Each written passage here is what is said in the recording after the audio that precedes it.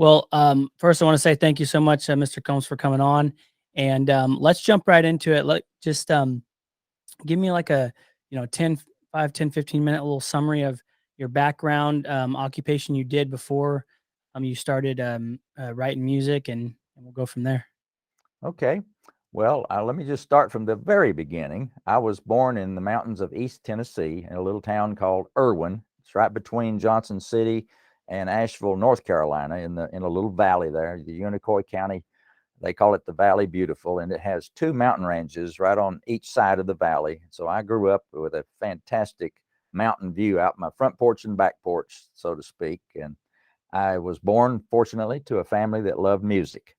My mother and father both played music. My mother played the piano. She took piano lessons when she was a little girl. My father grew up in a family where they played music by ear. His mother, my Granny Combs, was 4'8", and she was born in 1894. And I wish you could have met my Granny Combs. She was a ball of fire, but she only came up to about right here on me.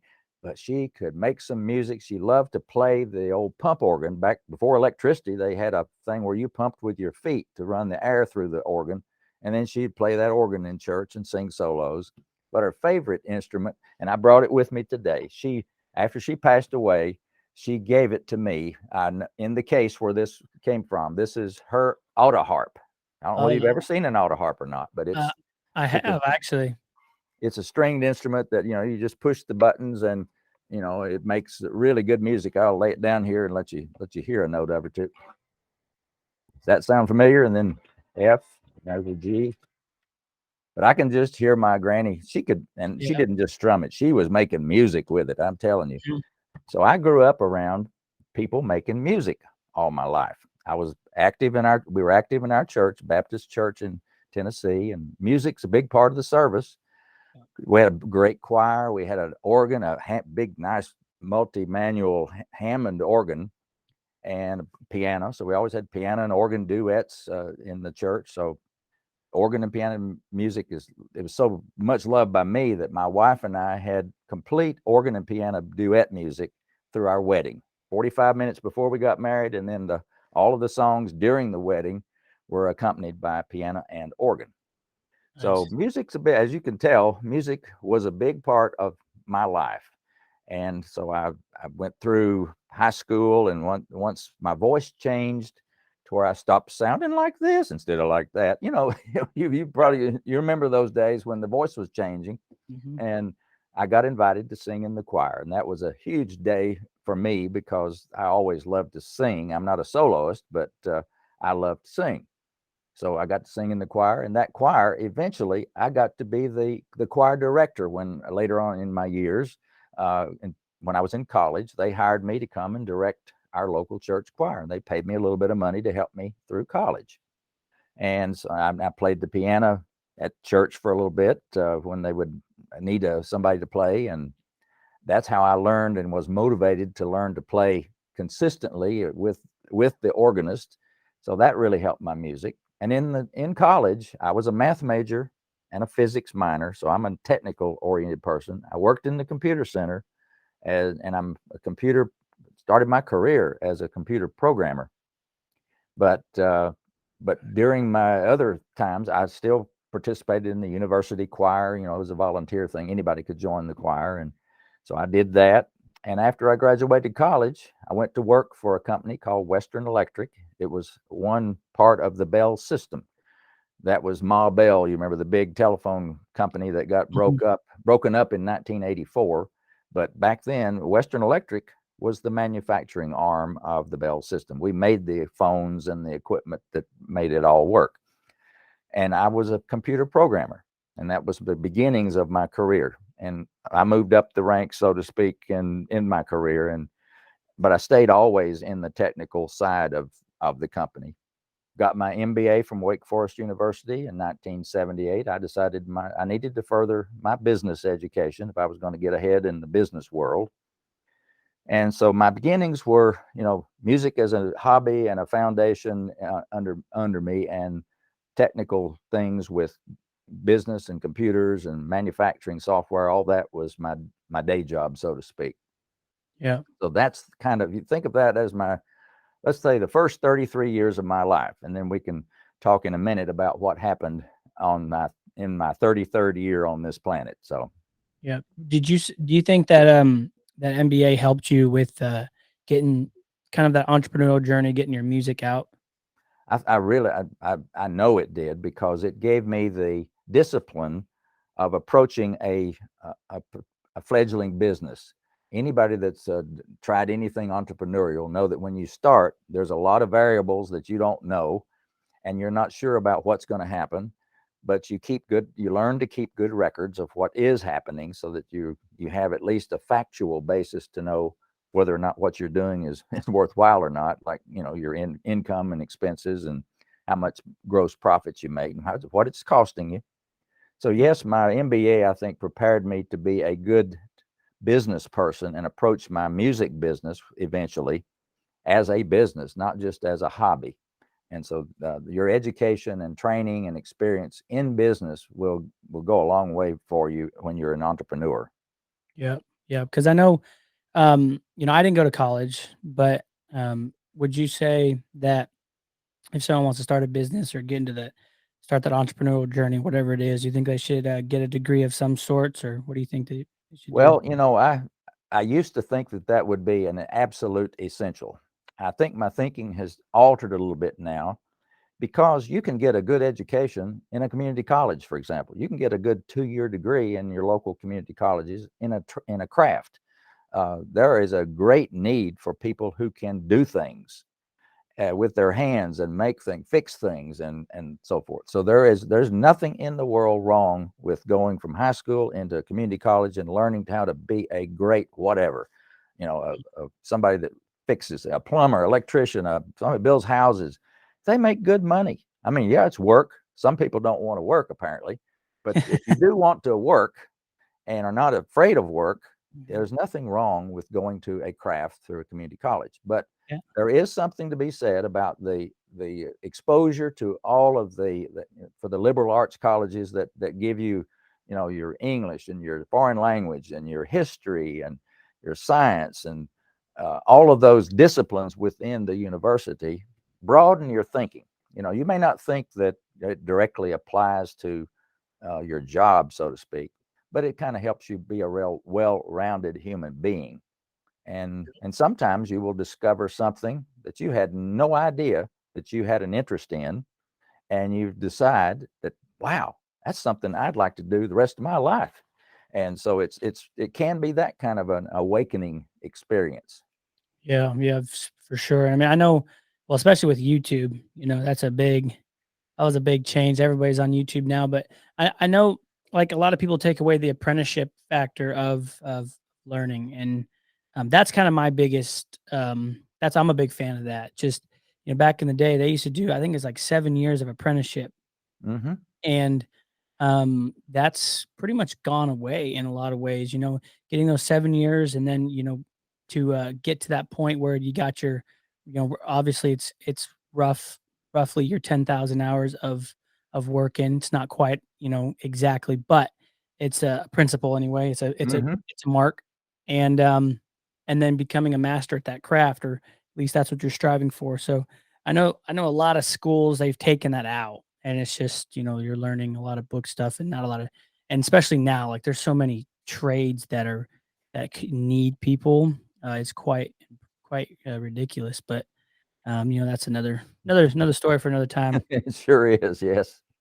Um, You mentioned the apprenticeship. To get your CPA, one of the requirements to be a CPA is that you must work as an accountant under the direction and guidance of a already licensed CPA. And I don't know whether it's 7 years, but there's a certain number of hours or years or time that you must work under someone to even begin to qualify to be a CPA. So yeah, that, at least for the financial part of the world, that's still a requirement, and probably for good reason. yeah. I mean, it should be like around here. So I build pools and pool houses. That's my business right now. Aside from this, but you know, anybody around here, they all think they can build a pool. Like, everybody thinks they can just, "Oh, you can dig a hole and put a liner in it? Yeah, I can do that." And then you've got, like, there's a good 10, probably 10 pool builders here that are just completely, junk. And Hmm. so, um, yeah, there's no regulation for that, but, the, I like the apprenticeship under the CPA, just like some of the physicians do, like with, the brain surgeries and whatnot, all that stuff. That's very important. On the job training is very important for sure. Yes, certainly in the medical field, your residency requirement as a physician is very important. I certainly don't want to be operated on one that's just graduated from operating 401 and says, "Okay, Dave, you're my first patient." I'm sorry. Yeah, no, you're a guinea pig, all right. So let's talk about what you got into, what you're into the music right now. What's kind of your daily flow look like with the music industry as of right now? Well, I probably should continue with my story a little bit to walk you up to where I am now. In 1981, when I was 33 years old, I wrote one song. I wrote a song, and it was simply a tune that had no name. I sat down at the piano. I didn't even intend to write a song. I just sat down and literally played this song. And looking back on it, it was an inspiration. It had to be a gift to me. Like anything creative, all your creative folks will say that they attribute a lot of their creativity to an inspiration. They can't explain it. It just happens. Mhm. And so I wrote this tune and played it on the piano. And when I would come home from work at Western Electric, where I was working, that was my way to relax. I would go to the piano and sit down and just play something, just to relax. And this particular tune I played one evening in January of 1981. And a couple of days later, my wife came home from work. She was working at the local bank, and I got home before she did. So she came home and came in the door and she says, "Dave, what is this song that I've been humming in my head all day long?" You know how you get a song stuck in your brain, and I think they call it an earworm. And she hummed a little bit of it, and I said, "Well, it doesn't have a name." And she said, "What do you mean it doesn't have a name? You play it on the piano all the time." I said, "Well, it's just something that I made up." Well, she got all excited. She says, "Well, that's something else. Now, have you written it down?" I said, "No, I won't forget it. I've got it up here in my mind." She says, "No, no, a truck might run over you, and that song would be gone. You got to write it down." So I said, "Okay, yes, ma'am, I'll do that." So I wrote it down on a piece of manuscript paper, the notes of the melody and the chords that went with it, just something simple. Put it in the piano bench and stayed there. And I'd play it periodically for us and for friends whenever we'd have a party or something. Yep. But roll forward 2 years later, 1983, some good friends of ours had a little baby girl named Rachel. And they asked me and Linda to be her godparents. And so at Rachel's christening service, Linda and I are sitting there in the church, and I'm looking up at the minister and the family and everything. And over to the left in the middle of the platform is a grand piano. And so at the end of the formal part of the service, I punched Linda and I said, "Hey, what about playing this song that we never could come up with a name with? How about me playing it now? It seems like it would fit into this occasion." So I went up to the family and the minister and asked them permission if I could play this little tune. "Oh, sure." So everybody sat back down, and I went over to the piano, sat down, and started playing this song. And I was playing through it, and as I was getting into the song, I hear this sniffles, and I noticed that there was some tears coming down my cheeks. A christening service with a little baby is always sweet Mhm. and touching anyway. So I think my song really it pulled on the tear ducts all right. So anyway, I finished playing the song, and I looked over, and where little Rachel was in the arms of her mother, I said, "From now on, this song will be called Rachel's Song in her honor." And that's how the song got its name. And it was just the perfect song, perfect fit. Everybody loved it. That's awesome. So It now roll forward 3 more years. I'm still working at Western Electric by this time, I'm doing a lot of traveling. I'm a technical oriented person. I have my APIC certification, which is the American Production Inventory Control Society. And so I'm certified at the fellow level by APICS as an expert in inventory and production control. So we were implementing a new software system to run our factories at Western Electric. One of the factories luckily had to be was located in Nashville, Tennessee. Well, Nashville, as you know, is it's called Music City, USA, and it earns that reputation justifiably. And so Linda said, while you're in Nashville working for Western Electric, why don't you go and get a demo recording made of Rachel's song? You know, find you a studio and a musician. Let's just get it professionally done so it would sound real good. Okay. So one evening after work, I'm driving around downtown Nashville. And if you've been to Nashville, you know, there's a section of town that they call Music Square. It's like 2 square blocks that everything in those blocks is music. Country Music Hall of Fame, and there's the Songwriters Hall of Fame, ASCAP headquarters, BMI headquarters. Yeah, I've actually never been to Nashville, actually. I've been around it a lot. Never Yeah. been to it. Well, there's that part of town. If you're interested in doing a tour of all things musical, you can go to Music Square area. There's an RCA studio, the old original studio that you can tour, and they do a lot of tours of that studio. I have to check it out. Yeah, so I was driving down one of the side streets, and it was called Roy Acuff Place. Roy Acuff was a famous country music person in Nashville. They named a street after him. At the end of the street was a barn-like shaped building with a water wheel out front, you know, the old mill, big water wheel. And I looked on the side of the building, and the sign said the music mill. So I thought, okay, this is encouraging. So I pulled in the parking lot, and I saw a man sitting at a desk in the lobby. And so I got out and knocked on the door. He opened it, invited me in. He said, "Hi, I'm George Clinton. Can I help you?" Now, it's not the George Clinton everybody's thinking about. This is a George Clinton in Nashville who was a very well-loved recording engineer. And as I stepped into the lobby, I told him that I was looking for a studio. And he said, he kind of chuckled, and he said, "Well, you're in one." And I looked around the room, and sure enough, here was a great big life-size picture of Glenn Campbell, a big picture of the group Alabama, and a picture of the Forrester sisters. And there was gold records and platinum records on the wall all around this lobby. And I thought, wow, this is not just a studio. This is really a good studio. So I told George, I said, "I've never been in a studio."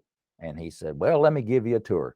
You're in luck. Nobody's recording right now. So let's go over in Studio A, the big studio." I said, "Okay." So we went in this big room where the musicians are usually. Great big room. You could put an orchestra in this room. It was huge. And then there was a great big 9-foot grand piano over in the corner. And he said, "Well, let's go in the control room. Let me show you the control room." Well, you've probably been in a studio that has a big control room with the console. And this console, when I went in that door, he opened the door, by the way, the door was about this thick, soundproof door, you know.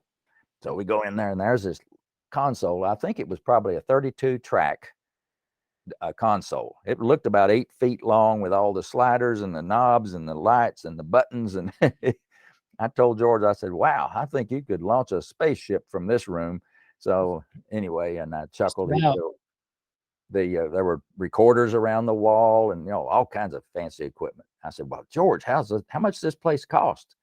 He said, "It's $125 an hour plus engineer." Now remember, Jonathan, this was 1986, and that's a lot of money back in 1986. So he said, "Well, don't worry though. The fellow that owns this studio owns another little one across the street. It's in a tiny little house. They have a baby grand piano, a little small control room, and it's $15 an hour."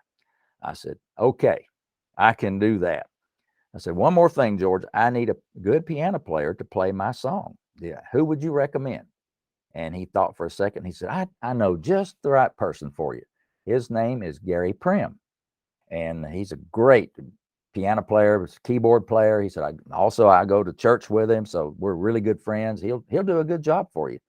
Let me go back to my desk, and I'll look up his phone number for you." So he did, gave me the phone number, and I thanked him profusely, and I immediately zipped right back to my hotel room. Now, remember, this was 1986. No cell phones, no computers, none, no Google. This is back as all landlines. Back to my hotel room. I called Gary's number and got his answering machine. And half an hour, he calls me back. So he says, "It's Gary Prim. Can I help you?" And I said, "Yeah, I've got this little song that George Clinton says you could do a demo for me." He said, "Well, I'll be glad to. Just send me a recording of you playing it, so I'll know what it sounds like, and send me a lead sheet." I said, "Well, okay, but Gary, what's a lead sheet?" I was showing my complete ignorance of what the lingo of the music industry.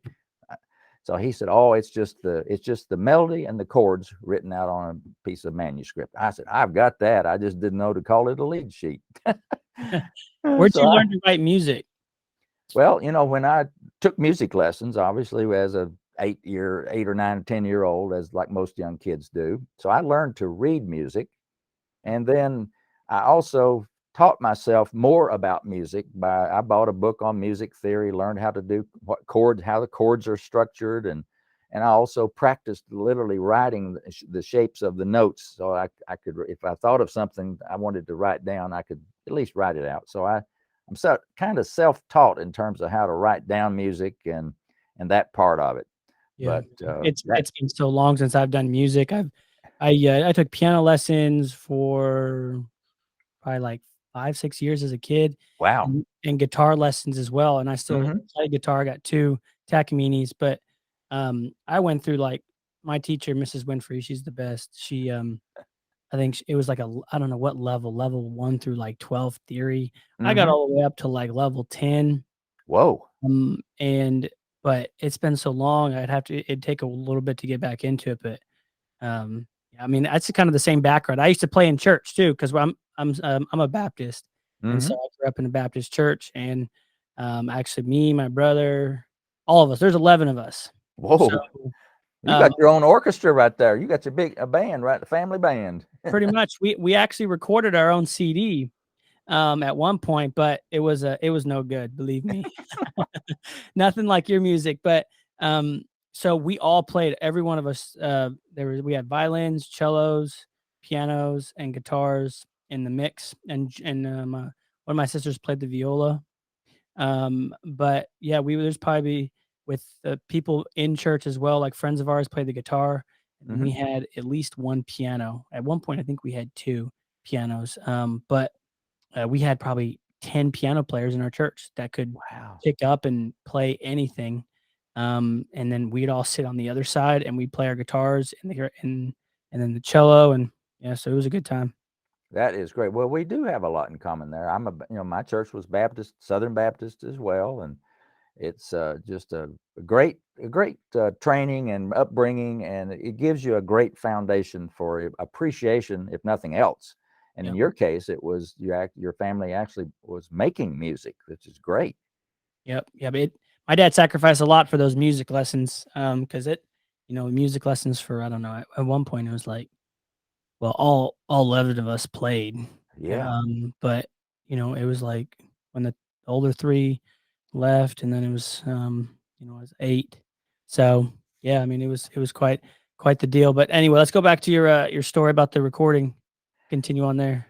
okay. Well, I got back home and I did send Gary the recording of me playing Rachel's song and send him the lead sheet. And then a couple of weeks later, I was back in Nashville working. In fact, I had to work through the weekend, so I had lined up the studio on a Friday night, August the 22nd, 1986 at 6 p.m. It's one of those dates and times I'll never forget because that changed my life.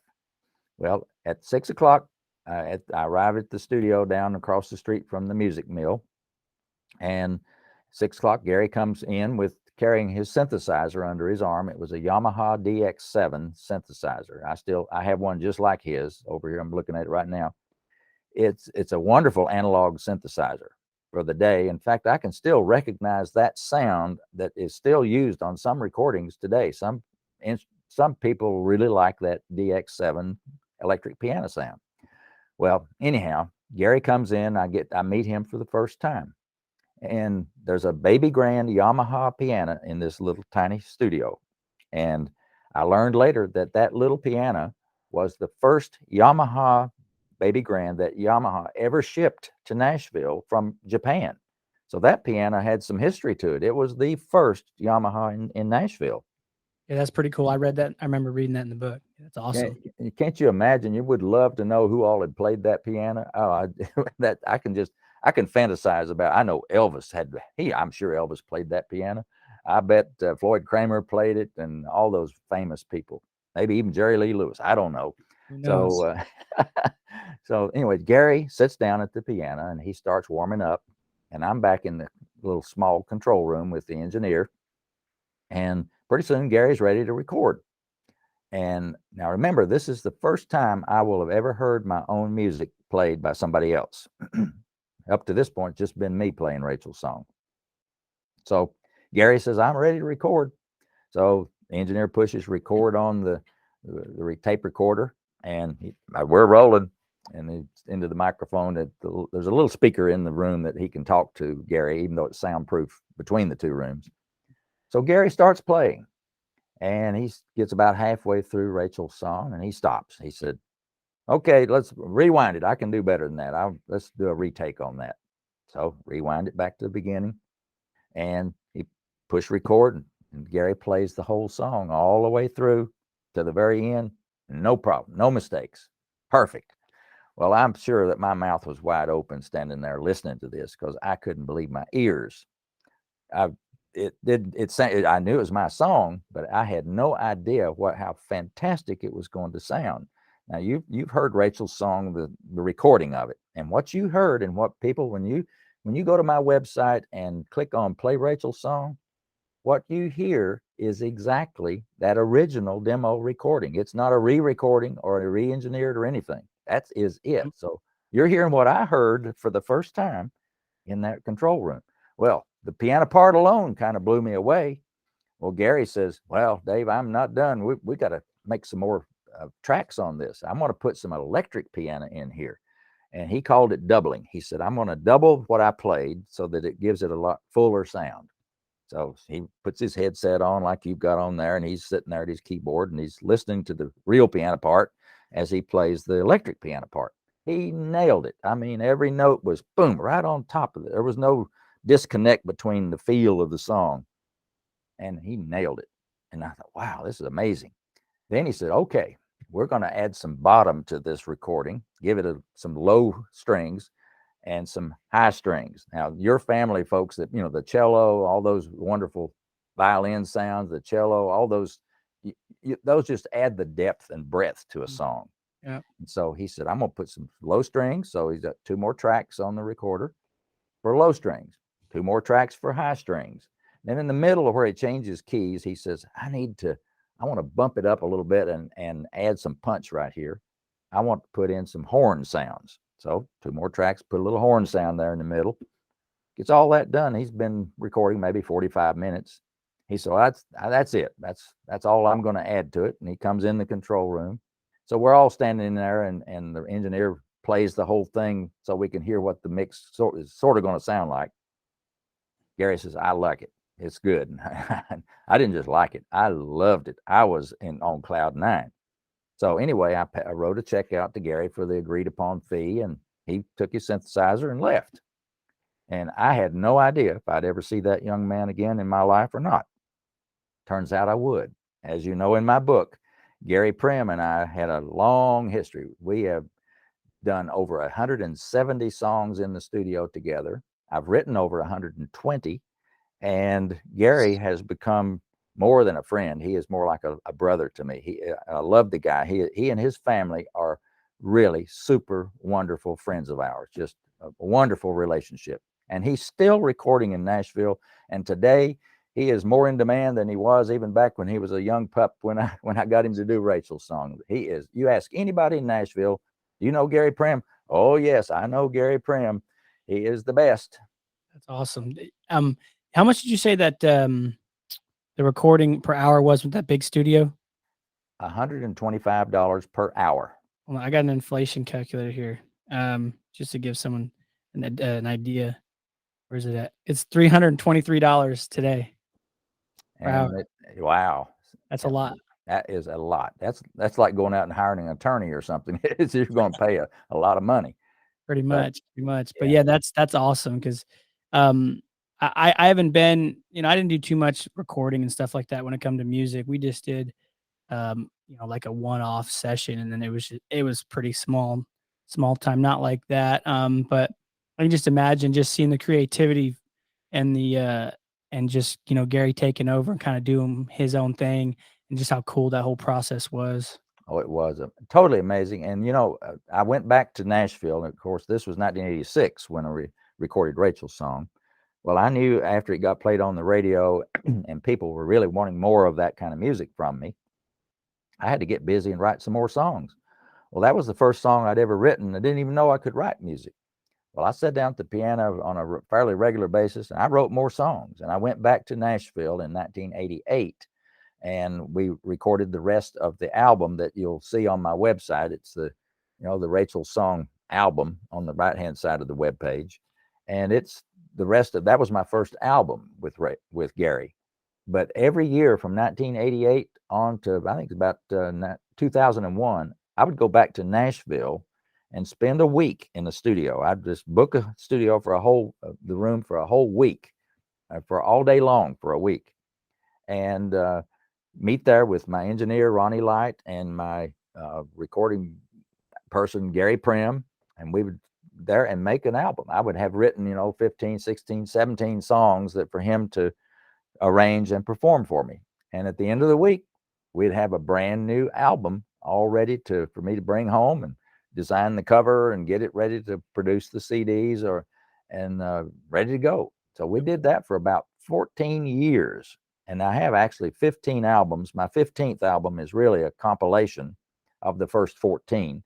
I got one song from each of the first 14 and put it on one album. You can call it a sampler or whatever, but it's That's awesome. yeah. What's the process look like when you're writing a song for you? It is, you're going to laugh at this. When I was doing my second album called Beautiful Thoughts, we were living in Maryland at the time. My wife was working in downtown Washington, D.C., and I was working at AT&T. And before I go to work in the morning, I decided to get up an hour or two early, sit down at the piano, and not leave for work until I at least had the beginnings of a new song. And Linda called it the Bob technique. And it was, I'll clean it up a little bit. It was behind on the bench. It really was, I called it the butt on the bench, but the Bob technique. Well, it worked. I would sit at the piano, and some mornings I would not really be that creative, but most mornings I would have at least the beginnings that I could then later on finish out the makings of a song. Well, I wrote enough music for an entire album. I forget how many songs are on Beautiful Thoughts, but I believe it's 15 or somewhere around there. But that technique worked. You really just have to sit down at the instrument, and I call it having a conversation with the piano. It's I'll sit there and I'll play a chord. Maybe I don't play anything else. I just listen to that chord as the sound goes through me and from the piano, and see Yeah. if there's what I hear coming. That you can in your mind you can imagine something next. What's next? And sometimes you will say, well, okay, I'll do this and do that. You kind of, I call it doodling around or playing it, messing around. And then you'll find a little phrase of music. Well, hey, that sounds pretty good. I think I like that chord progression. I like this little piece of a melody that goes with it. So you begin to work with it. And it's very, very rare for me to sit down and have what happened with Rachel's song, where I sit down and play a song from beginning to end without having to work on at least parts of it and make it sound better. But that was my process. It was really time at the piano working on music. And even today, if you give me a set of words or lyrics or even a rhythm pattern, I can sit down at the piano and come up with a melody to go with that. So that's the creative process for me. And it was time at the piano. That's pretty cool. It's kind of cool to see, everyone's process is different. So it's kind of like just figuring out yours. Did you have to like go through a phase where you're trying to figure out what's the best that works for you, where you're just like, I'm just going to sit here until I figure something out? And that was pretty much it. I frequently, it wasn't just in the morning time. I love to play the piano. So I frequently, when I have time, I'll go upstairs to where my piano is. uh, the one that you see right here behind me, and I'll sit down and play, and I'll either turn the radio on, or my, now you can ask, Siri or Google or Alexa or anybody, the little boxes, just to play something, and I'll say, play me some John Denver music, and bingo, here will come on West Virginia, or all the great songs, and I'll play along with them on the piano. That's a lot of fun. Or I'll just sit there and doodle around, play chords, and just enjoy myself and relax.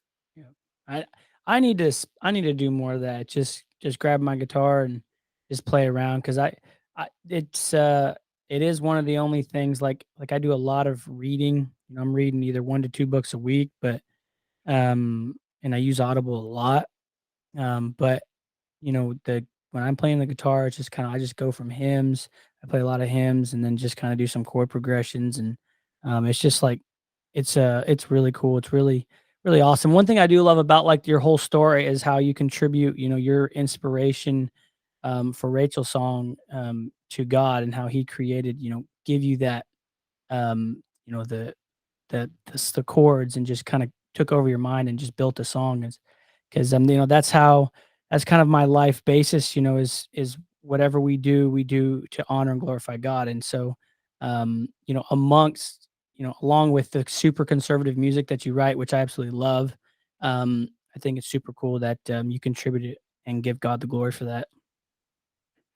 Yeah, when you're reading my book, you'll find there's a thread that kind of runs through the whole book, and that is the thread of God's hand on my shoulder, and guiding me through my life, and making sure that I make the right decisions, and I really believe that he brought the right people in my path, and introduced me to the right people at the right time for the things that happened. Because when I look back on how I got from there to where I am today, there's no way in the world that a lot of those meetings and things that happened were an accident. They were definitely uh, some divine guidance, and I call them sometimes God appointments. Mhm. And there's a fellow that wrote a book called When God Winks. His name's Squire Rushnell. He wrote the little tiny book called When God Winks, and I think that's a great phrase. He calls them God winks. And when something happens that could never have been a real coincidence. And so, so I have a lot of God winks throughout my book of things that have happened to me.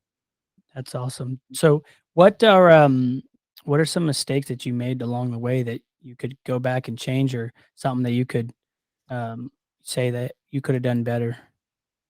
Well, in life, you, there are mistakes that you make, but I look at them as those were times that I found out when a way that something would not work, or something did not fulfill its potential, or whatever. And it wasn't exactly, uh, in hindsight, it wasn't really a mistake. It was something that taught me a lesson. Yeah. you So know, you think you even made, like, too many mistakes that you would say, "Hey, I wouldn't change," because I know, like, I'm a firm believer in making a lot of mistakes, because that's the path of growth. And so, especially human beings in general, we're not perfect, so we should be in a constant state of growth and improvement. But you think there's even a time where you're like, "Yeah, I should have done that," maybe, or just or something maybe you did with the music. You're like, "I should have done that to, in order to put me in a better position," or something like that. well, one good example of something that did not work out real well, but I learned a lot from it. So I really consider it more of a lesson than a mistake. But I thought that I could purchase some advertising on a cable television network and sell my music like Time Life does, with their scrolling the titles of the song down the screen, and they're playing the music. You'll see this around usually after Christmas, when I don't know why it's in January or time, but you can hardly turn on a cable channel in January without seeing a Time Life ad for some oldies music, or music of your life, or whatever. I mean, it's great music. Don't get me wrong. I love those. I've bought some of those myself, but I could see my music, because it's very appealing. And I knew that the way my music sold was when people heard it. So how are you going to get to hear my music? Well, if you play it on a cable channel where there's millions of people watching it and listening to it, that would be a great platform for people to hear my music. So I hooked up with a cable company called HGTV. All of your listeners, they're familiar with it now. It was a brand new channel back then. It was brand new. Hadn't even gotten on all the networks yet. And so their headquarters were in Nashville, Tennessee. And so I said, okay, I'm going to make me a little 60-second ad of scrolling down, and I'm going to take maybe three of my albums and see if I can sell my music with a beautiful ad, beautiful sound, and see what happens. I was really optimistic. Well, I had a lot to learn about the TV business and about advertising and about the difference between reach, which is how many cable TVs are plugged into the wall, versus actual listeners to the cable channel, versus how many people actually do something and respond to what they actually listen to. And anyway, I didn't know anything about all that. But Knoxville, Tennessee was only 5 hours from here in Winston-Salem. So I jumped in the car, made an appointment with HGTV. Went over there, got a tour of their facility. They brand new digital editing suites in their place. And I met the vice president of advertising, and we just hit it off. And I told him what I wanted to do. And he said, well, we've never done this before on HGTV. We're a home and garden television network, not music. I said, well, I've not done this before either.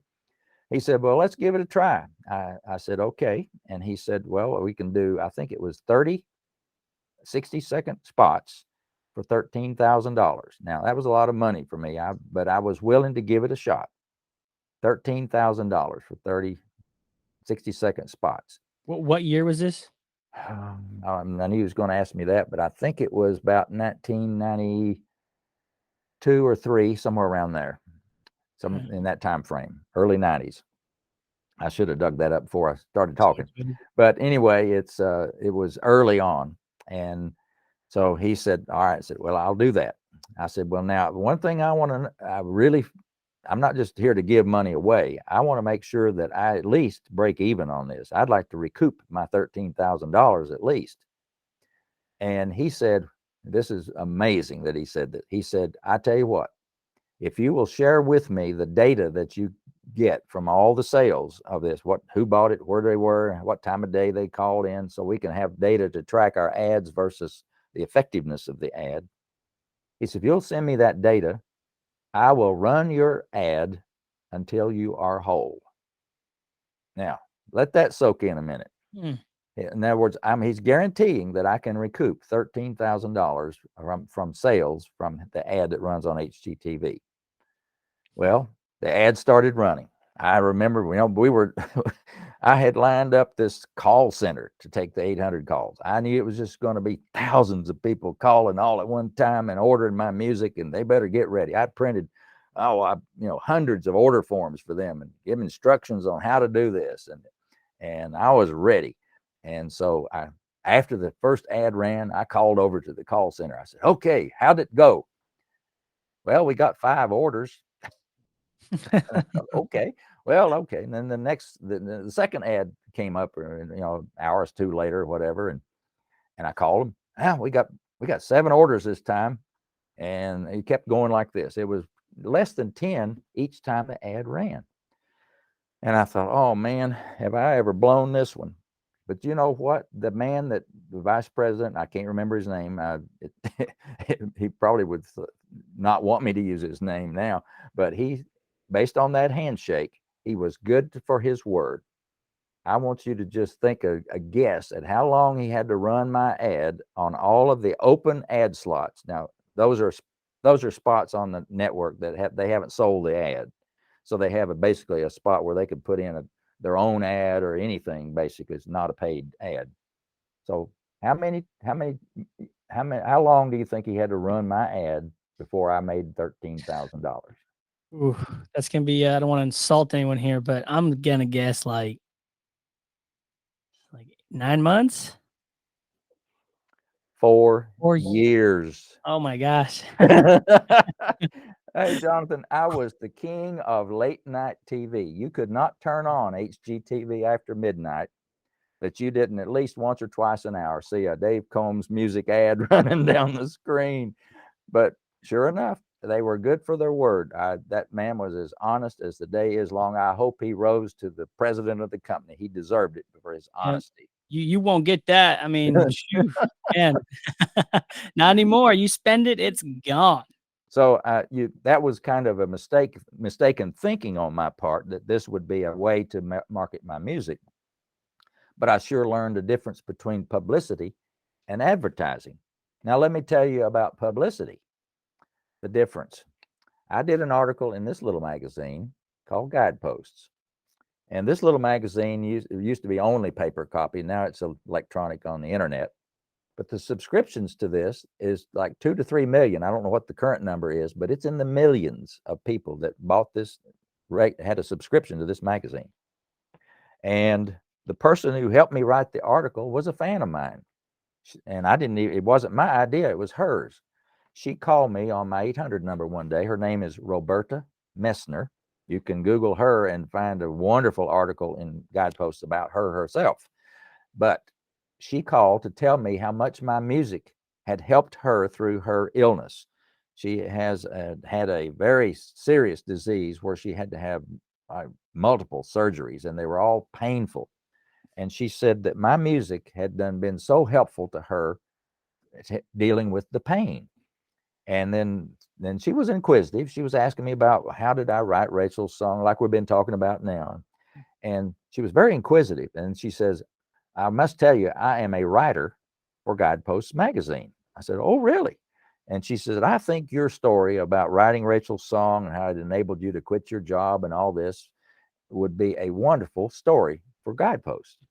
Would you let me submit the idea to them? I said, sure. So she pitched the story idea to Guideposts and called me back in a few days, said, yeah, they want to do it. They like the story. So I said, okay. So she wrote it up for me, and we got it all ready to go. And it got published in the magazine on the September issue, called Two-Part Harmony. There's me sitting at the piano. And in the back of the book, luckily, they put back here in this what's called the family room part of it. There's a picture of somewhere. Whoops, can't see it. Anyway, the picture of me and Linda and our address and phone number, so people could call and get their own copy of Rachel's song. Now, remember, people that read this article had never heard the music. I'd say 99% of them had never heard Rachel's song. So you got to tell that story through words. So was that pretty? I mean, how did that turn out for the results? Well, the as soon as that hit the street, as soon as the magazine hit the street, I could probably have told you to the minute the time it really got to the street. My phone started ringing, the 800 number, and it was just constant. It was you pick the receiver up, there's somebody on the phone, and they all wanted to order Rachel's song and tell me that they had read the story and they love the story. I get my copy. Well, I had to hire 2 people, Jonathan, just to help me answer the phone. I mean, it was constant. When you have millions of people trying to reach you by phone, I have no idea how many people got a busy signal and gave up. Yeah. So in less than 2 weeks, I heard from over 10,000 people. My mailman came dragging my mail down the driveway 2 days later in a canvas bag that it was too heavy for him to pick up. He came to rang my front door, and when I went, he says, Dave, what in the world have you done? I said, well, I just wrote a little article in this little Guidepost magazine. He said, well, you have got a bag full of mail to Dave Combs right here. And that happened every day for several days in a row. And my wife and I had to stay up all night long. I mean, literally just opening the mail, not even reading them, just opening them so we could process them next day.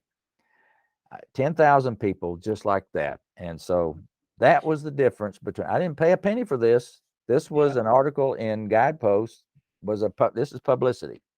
Mm-hmm. And it just shows you the power of getting your message or whatever your product and whatever it is into the right audience. Cause obviously it didn't work on TV. So that magazine was, key. Plus, I mean, I'm sure she wrote one compelling article, cause in order to sell, a CD through words, those words have to really touch people. So, Mhm. props to her because she did a great job for sure. She did it. She's still as a active writer today, even today. So she is a great writer. That's true. So it has my name on the article, but she is the kind of the ghost writer of the article.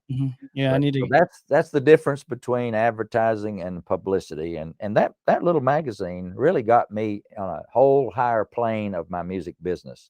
From that day on, my confidence level, my ability to connect with people, plus my mailing list. I kept a database of all these people that I'd gotten letters from. So the next time I came out with an album, which was one album every year, I would send out a mailing. My mailing list went from 10,000 people, 12,000, 15,000. My last mailing was, I think, in 2001, was to 27,000 people. Nice physical address. Physical mailing addresses, Yep. not email address. That's U.S. mail. Yeah. And so Do you have do you have a big email list as well? I do, but unfortunately, some of those emails that I collected early on are from elderly folks, and I've checked on some of them. They've since passed away. So there's a turnover in that list as well, because a lot of my fans are in the senior citizen category, and but I have the fans from the whole span. Young kids like my music as well.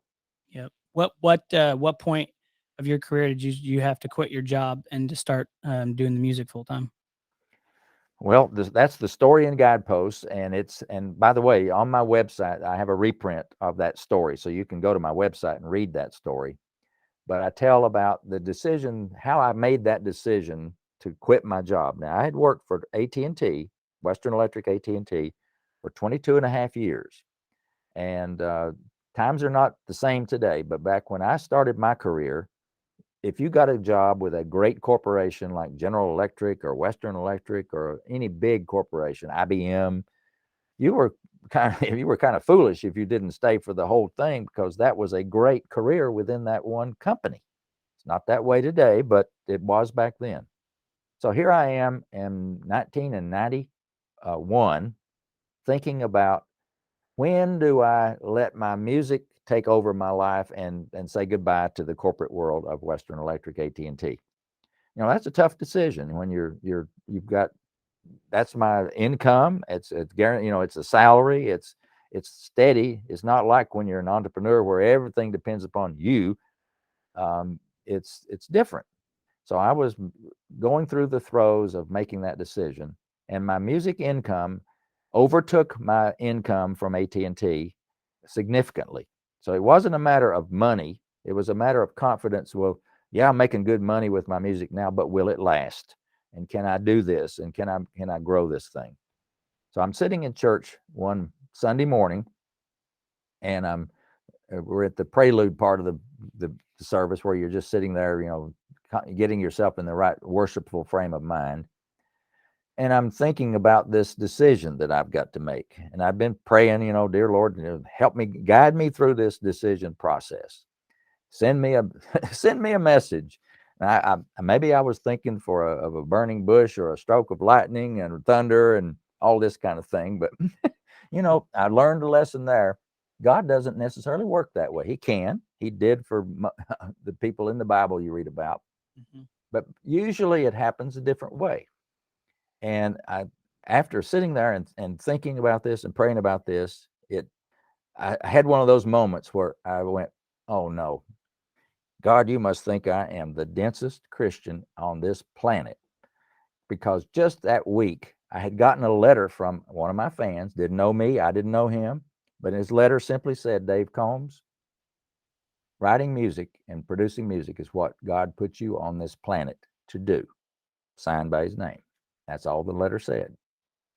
And I thought, Lord, I still get chills thinking about this, because There's your sign.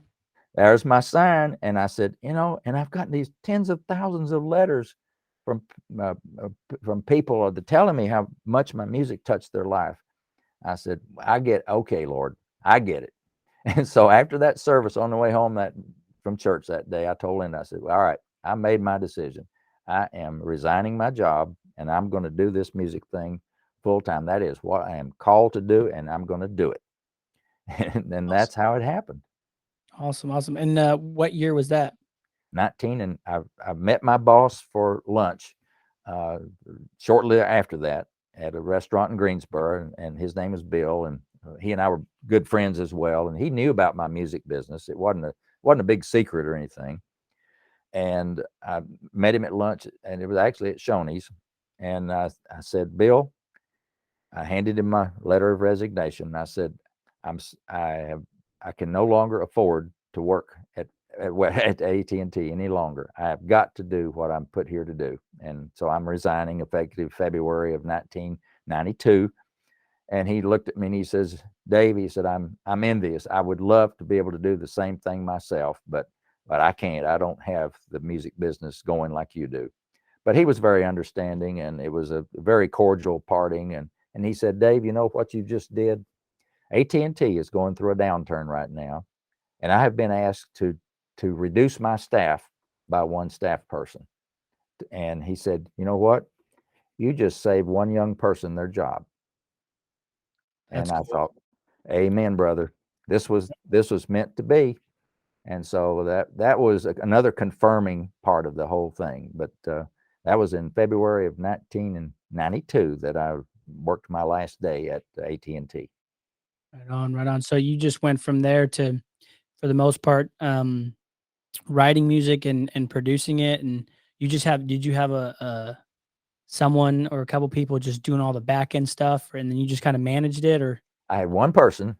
Actually, when I was living in Maryland, there was so much going on at that point, even with just Rachel's song, that I hired an office manager person. Her name is Jane Wilkes, and she was wonderful. She worked in the basement of our home. I was at work at Western Electric and AT&T, and my wife was working downtown Washington D.C., and she was there running, answering the 800 number and packing up the orders for fans and doing all that from my basement. She loved it, and she is a wonderful person. I keep up with Jane. And then when we moved to North Carolina, I hired a person like Jane. Her name is Betsy DeGraff, and Betsy worked for us for over 10 years, full time, right out of the basement of my house. I'm on the level I'm in right now in my studio. But yes, I had to have full time help to do that. do, do you what's it look like now? You still have a couple people that are running the business side of it and the website and whatnot, or Well, everything has gone digital. And in the digital world, there are no physical products to ship out the door. Sure, I send a few CDs to Amazon every now and then because there are a few people that still buy CDs, fewer and fewer. But so I do that all myself now because that piece of the business is so small, the physical piece, that I can handle that myself. yeah. But so everything else now is digital. The downloads, even downloads have declined. It's all streaming, pretty much streaming now. I'd say 90% streaming, maybe 10% downloads. And Mhm. and that piece is declining even Yeah. on for music. Yeah. How do you make money on the streaming? How does that work with the, I know Spotify is a big one. I'm fortunately, being an IT person, and computers were my life all my career. As soon as I learned about the internet, I had a website. I was one of the first people in the country to put up a website, and I had that. I did it myself. I coded it myself. And then as things flipped over to digital, like when Apple iTunes came along and started allowing songs to be downloaded for 99 cents, I got my music, the digital versions of it, put on iTunes. When Spotify came along, I basically uploaded all my music to Spotify so that it's available. And the same thing with Pandora, for example. You can go to Pandora and hear any of my music on Pandora. iHeartRadio.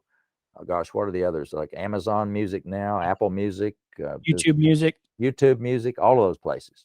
Mhm. So was fortunate that I've got my music. It was in digital form anyway when you make a CD, and so I was able to transport that music over to the digital platforms. Now, on the streaming side of things, let me ask you if you have a concept of how many streams does it take to earn 1 penny of royalty? A penny, not a dollar, a penny. I have no idea. I mean, I have to have five people stream a song before I get 1 penny. So 500 for a No, dollar? yes, 500 to get a dollar. Mhm. Now, you do the math and figure out how much streaming do I have to say make it even say $25,000. That is a 25,000 times 500 is a big number. Mhm. And that's how much you would have to actual streams to get that much money. So it is a very different business model from when I would sell a CD for $14 and it cost me $1.25 to make it.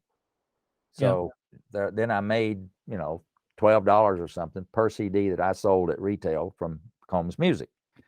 That business model is grossly different than the streaming model. And even on the download model of when you're downloading music for 99 cents, I don't get the 99 cents. I get maybe 67 cents possibly.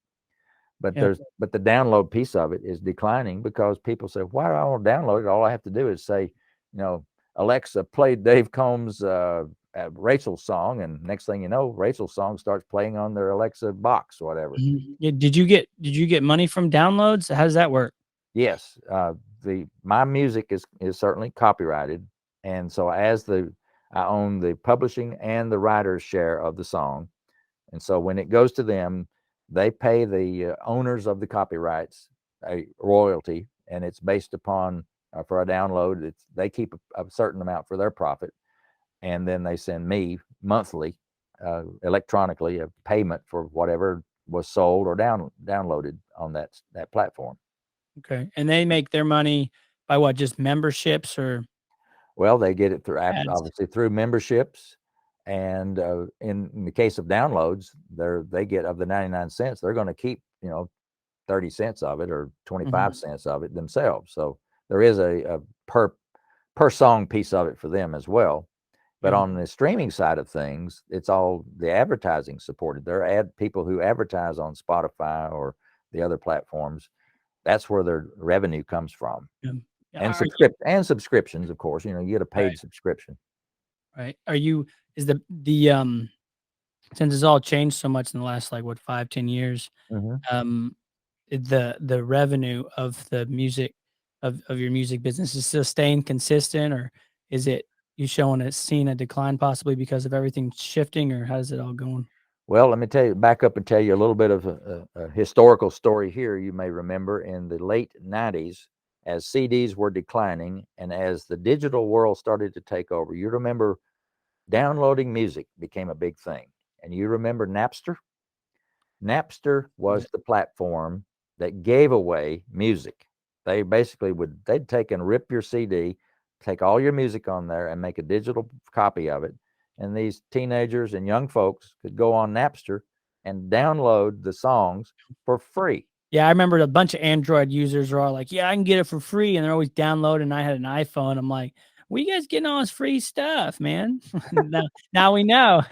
Yeah. Stealing it. Well, it turns out, of course, that's illegal. They were stealing all of us musicians' intellectual property.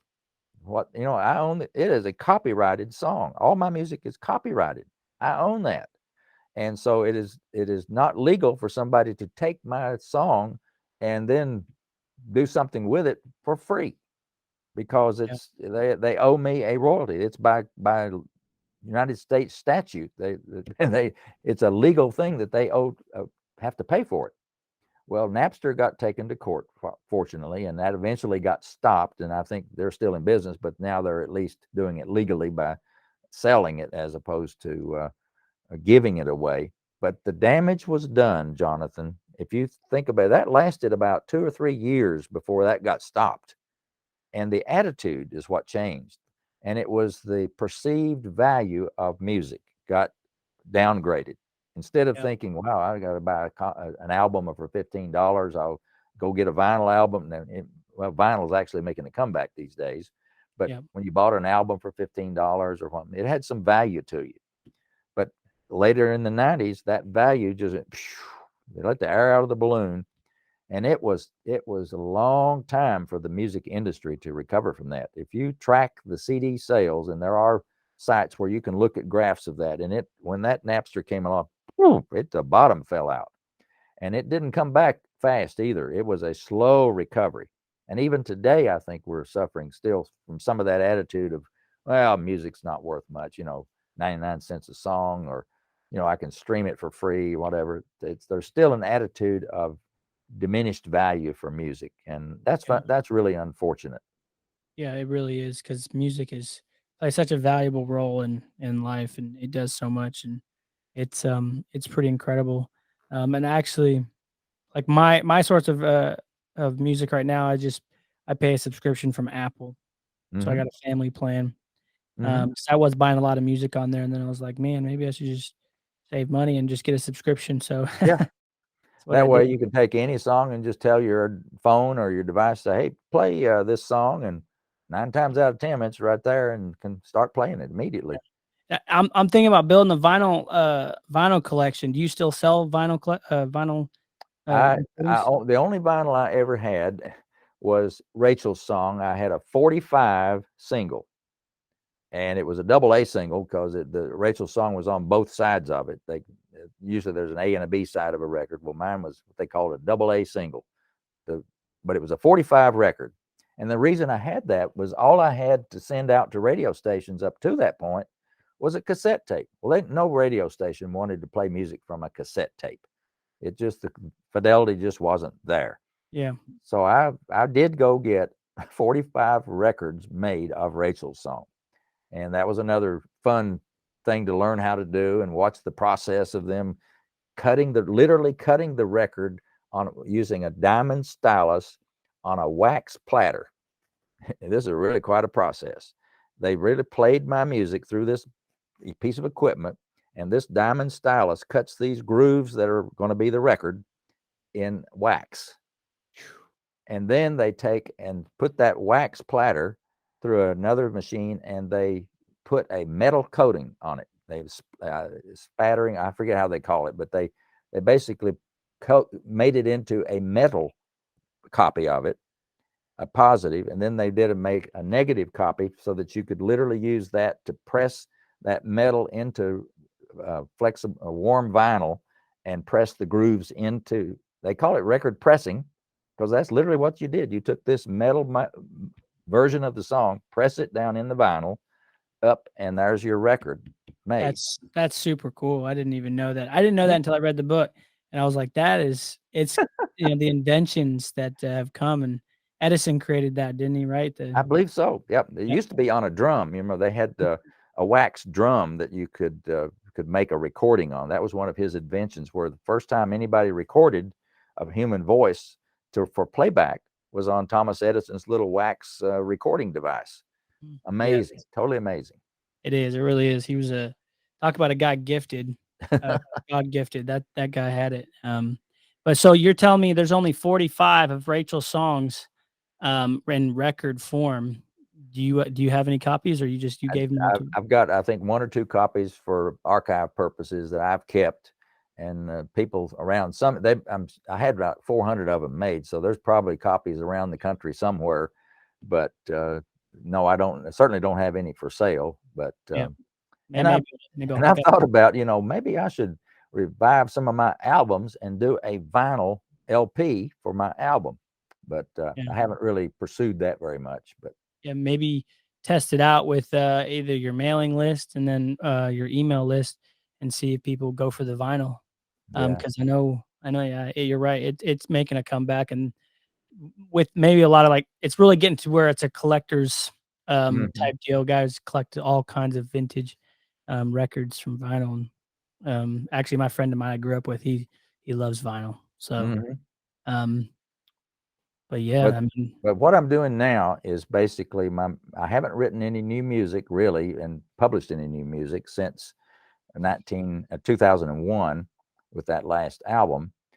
But I'm concentrating on trying to spread the word of what I already do have. Millions of people have heard Rachel's song and my other music through the streaming and whatever, but there are tens or hundreds times of millions of people have never heard my music. They don't know the story behind Rachel's song. They don't know anything about my music.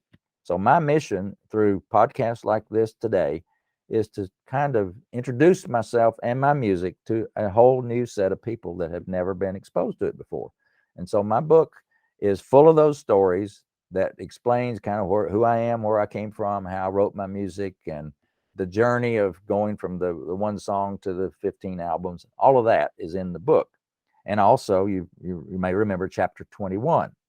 That's 22 pages of those wonderful stories and notes that I got from people who told me how they were touched and inspired by the music. And they're really the reason I wrote the book, was to share their stories and to inspire other people to be touched by the music. Yeah, yeah, it's quite a song too. I mean, I really, because I'm a classical guy, and so like that really, just the whole song is really incredible, and it's no wonder why people, have got that, that effect. Because in my opinion, I feel like that's the only music, you know, God likes in general. But I don't do rock or anything else. But yeah, it really is a special song. But how did you end up running into? Because I know you got forwarded by Jack Canfield, correct? Yes, How did that end up coming to be? that was probably another God wink. Linda and I were sitting around with this pandemic when it came, and it's hard to believe that it's over 2 years ago that this thing started. Seems like only yesterday. Yeah. But like you and like everybody else, suddenly we were at home and can't go out to eat, can't go visit your relatives, you can't do this. You're just basically sequestered in your own home. And Linda and I had been wondering, talking about what are we going to do. Now, she's still working. My wife is still working. She is the controller for the state of North Carolina. She runs the finances for the state of North Carolina, part of it, has 200 people that work for her. And she's, I call her the Energizer Bunny. She's not a spring chicken either, but she is active. She's a great leader. She is, her people love her. She's had 5 United States Senate confirmed jobs working for 3 different presidents. She worked for President Ronald Reagan, for President George H.W. Bush, and for George Bush, all in presidential appointment level positions confirmed by the United States Senate. So What a she had to powerhouse! go in front of committees just like any other appointee from the president has to do. But she has never had a dissenting vote against her in the committee or the full House or full Senate in the United States. All unanimous every time. So she's working in Raleigh as the controller, and it's started by the governor, nominated by the governor, but it has to be confirmed by the House and the Senate in North Carolina. So she's been confirmed 4 times now, from the twice in the House and twice in the Senate of North Carolina. Never a dissenting vote there either. So she is quite a person herself. And one of these days, when she retires at the end of this June, maybe you can have her on. She would tell you more stories than I've got. Her career is unbelievable. Yeah, And so that'd be awesome. I'll leave that for her to tell about later. I'm actually thinking about starting a second podcast where I just talk to people about business, money, kind of get like really raw about money, finances, like even the dumb questions about writing financial statements, and about how much money, like actual numbers, not just like glossing over things. So that would be something that'd be perfect. Get someone of Yeah. that caliber. After the end of June, when she's finally for sure going to retire. I thought she had retired a long time ago, but she went back to work. I'm going to have to tell her, don't answer the phone. Every time she thought she was retired, the phone would ring and said, this is the governor, and he wants her to come work as the controller of North Carolina. Or this is the White House. We want you to come back to Washington and work here. Voila. So I'm going to I'm going to lock up the phone so she doesn't answer it anymore. But Change no, the number. yeah, change the number. But she would make a wonderful guest for you after she retires at the end of June. Mhm. But anyway, I was going to tell you that she and I were sitting at home after this pandemic thing started, and we were wondering, what in the world are we going to do? And she said, well, you've got all these stories that you tell about your music, and people always been telling you, well, you need to write a book. And she said, okay, Dave, I think it's time for you to write your book. She said, I'm working on my job now. Now, for you need to get off this couch and go over there and sit on your computer and start writing your stories up. I said, okay. So I agreed to do that. Well, I didn't know exactly how to write a book. The book writing process sounds simple, but there's more to it than just typing at your computer. Yeah.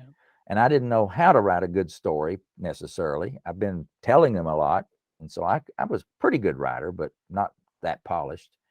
And I got hooked up with a company, Steve Harrison, who is his business is helping people who write books get their stories out and help them. And his company, Bradley Communications, I signed up for one of their webinars to learn about how do you get a book written and published. Well, it turns out there's a lot of people that he has working for him and with him that's their job, is to help guide you and mentor you through the book writing process. And so I signed up, and one of the first things that I signed up for was a retreat that was being put on by Jack Canfield and Steve Harrison. It was a 3-day event. This time it was virtual. It used to be in Jack Canfield's home in California when people could travel. But this time it was on Zoom, and it was 3 days, 10 in the morning till 10 at night. It was 12-hour days with me and 16 other people, and Steve and Jack Canfield and Patty Aubrey, his president of his company, and so forth. But that 3 days was intense of time with Jack Canfield as an experienced mentor. He has written, co-written the Chicken Soup for the Soul series of books. Yeah, yeah, I and know. I'm he's very familiar and with he's it. also written this book that I highly recommend to people, The Success Principles by Jack Canfield. This book is 500 and some pages. It's a PhD in business in one little book. If you take this book to heart, I think it's as good as a PhD in business. It's great. Well, anyway, I got to meet Jack over those 3 days.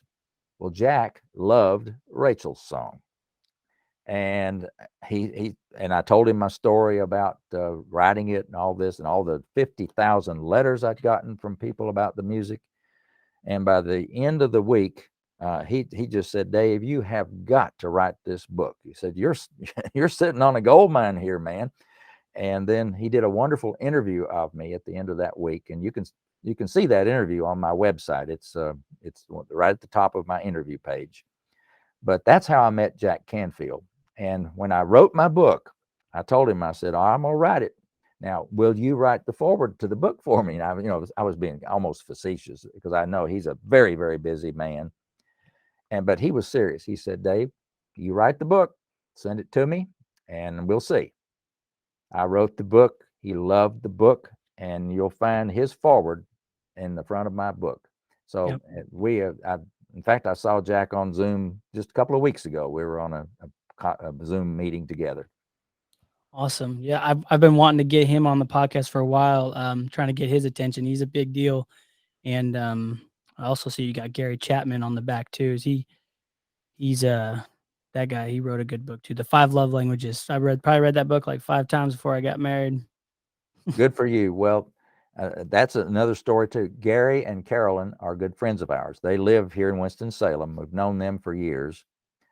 He's the past associate minister at Calvary Baptist Church here in Winston-Salem. And in fact, Linda and I went out to dinner with Gary and Carolyn not too long ago. But Gary agreed to, of course, read my book and write a little endorsement on the back of my book. So that was helpful, because he sold his books, and they are fantastic. I'm like you. I've read it several times, and I probably still need to read it again. There's a lot to learn there. Yeah. His books have been translated, I think, in over 30 languages Yeah. around the world. And he is a much in demand speaker around the world. But he is such a great person. He is an humble person. He and Carolyn are just wonderful people and great, great friends. So I'm really blessed to have wonderful friends like those. Yeah, yeah, that's awesome. Yep. He quite the author, quite the wisdom there from him. And yeah, but man, there's a lot here, and I know we've been going for a while, so I really appreciate the time, Mr. Combs. It's been a pleasure. The time has flown by, and as you can tell, I've got so many stories to tell that I think I could probably talk for hours. In fact, if you if you buy my book and an audible version of it with the audio book, I narrated my own book. I sat here in my studio right where I am now, and it recorded the whole book with me reading it. And it's 8 hours long. If you want to listen to me read the book to you for 8 hours, you get the audio book, and I'll talk to you for 8 hours. Actually, I did, yeah, and I bought the audio and the physical copy. Oh, thank you. Um, I appreciate so that. Yeah. yeah, I love having both. One I can look at, take notes in, and then also, I can listen to because I pretty much buy every single book on Audible. I've got probably about 130 books on Audible right now. Mm-hmm. And then, just as much back here. So, but yeah, I mean, this has been incredible. Your story, the song, the story of Rachel's song, how it all came about, how it's changed a lot of people's lives, which is so cool and so powerful, and what God can do through someone is just, God never ceases to amaze me, and he always is working no matter what you think is or isn't. And but I want to ask you, I didn't know if if I run into any copyright issues, but to just give people a sample of it at the beginning of the episode, because I normally do like a pre-recorded. Um, Absolutely. Please feel free to use that as part of your play a little bit of it, and then do a voiceover, put it under your voice, whatever. I've had several podcasts that have done that very effectively, by the way. So yep, feel yep. free to play it however you want. And I'm glad you're able to do that. Awesome, awesome. I appreciate it, sir. Well, I will, let you go 'cause I've taken up enough of your time, and hopefully we can keep in touch. Well, same here. And I wish you the best of luck with your podcast. I know it's a very competitive world in the podcasts out there. There are only about 3 million of the podcasts now and growing. But I Yep, think you've got a good thing going, Jonathan, and I wish you the best with it. And thank you for having me on today as your guest. absolutely. Thank you, sir. Talk soon.